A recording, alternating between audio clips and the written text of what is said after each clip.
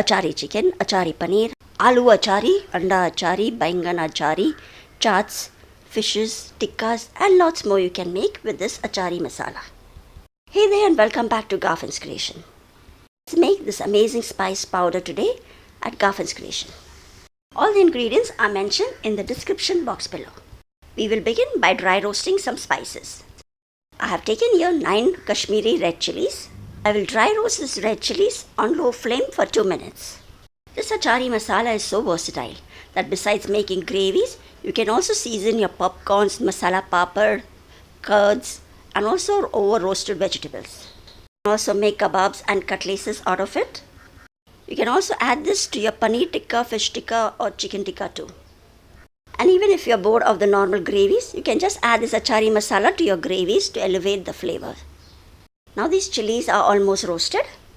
Let's add some more seeds into it. So into the same pan, I'll be adding some coriander seeds, kalonji, sauf, mustard, methi seeds and jeera, that is cumin. And these two we will continue roasting them on low flame for about 3 minutes or until the mustard seed starts popping up. All the ingredients have been mentioned in the description box below and in the comments too. You need to keep stirring this continuously on low flame so that the spices do not get burned. So now it's been 3 minutes and I'm getting a nice aroma of the spices.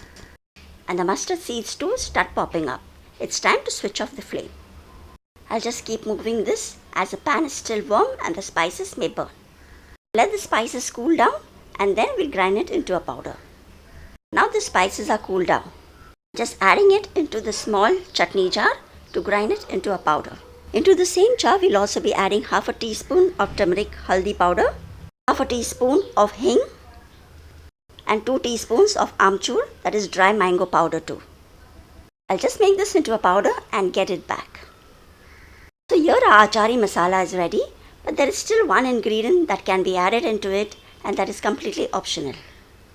So into the spice mix, I'll also be adding 1 teaspoon of salt.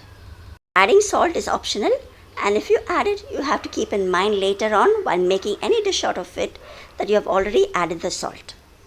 It's good to add salt as it increases the shelf life of this masala too. And a tantalizing achari masala is ready to be used. Store this in an airtight jar in a cool dark place away from direct sunlight. It remains good for 3 to 4 months.